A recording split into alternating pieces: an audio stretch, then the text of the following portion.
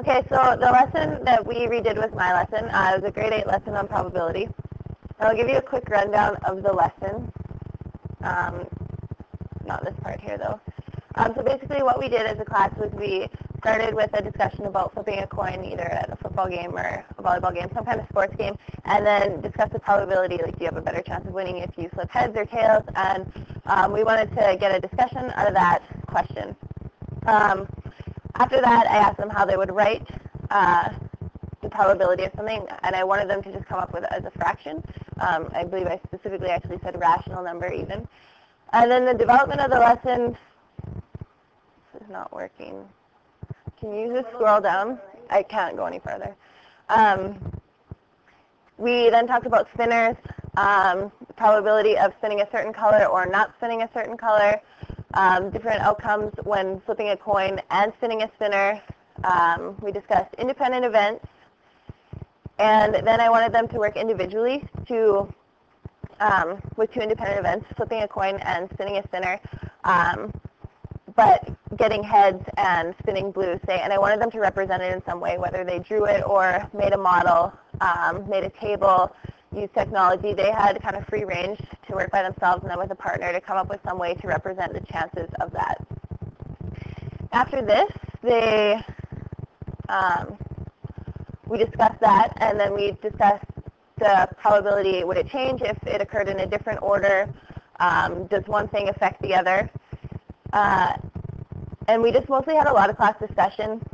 Then we went on and we had a worksheet for them to do, and what they did was they got a bag of marbles, first they had an exit slip, and they had to come up with an example in the real world of an independent event. So two things that didn't affect each other, and then events that were not independent, so things that would affect each other when they happened. Then our worksheet,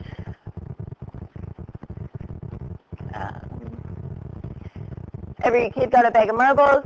They had to find the total number of marbles, and then they were given different scenarios here, and they had to find the probability of multiple things.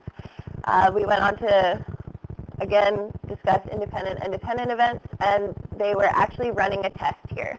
So initially we were talking about theoretical probability, just the ideal outcome, and then we went on and actually ran an experiment. So that was the lesson. Now here are some of the things that we changed.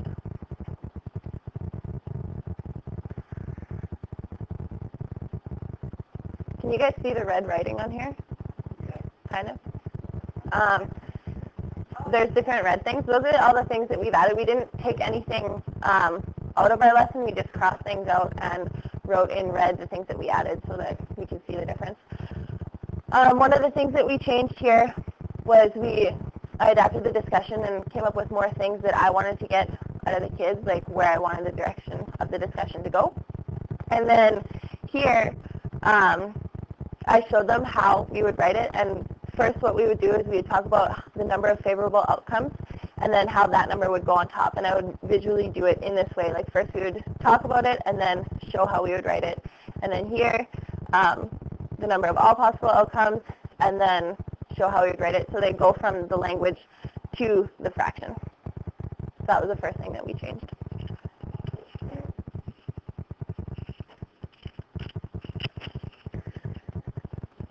Next, we made sure that we changed the way that the probability was written so that the students did it the correct way the whole time through their worksheet and everything.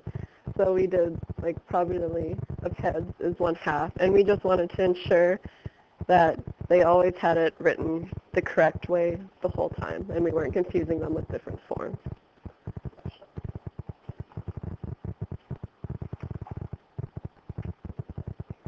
Yeah, so we had like examples here where we changed it, and then in their worksheets we changed it as well, farther down. Yeah.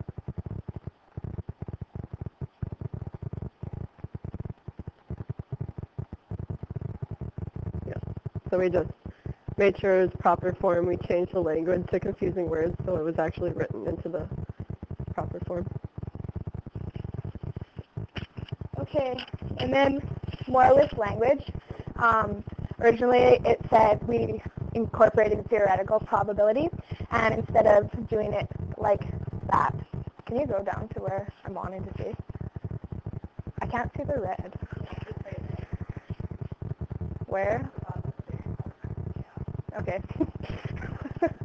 So instead of like saying theoretical probability up here and using the language, we took it out and just said probability. And then after that, we decided then to go into a discussion about what the difference between experimental probability and theoretical probability is, so that when they did the activity at the end, they would know what the difference is.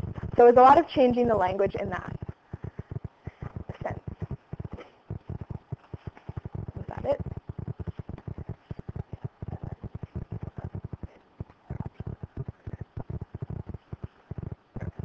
And then there's other options for representation.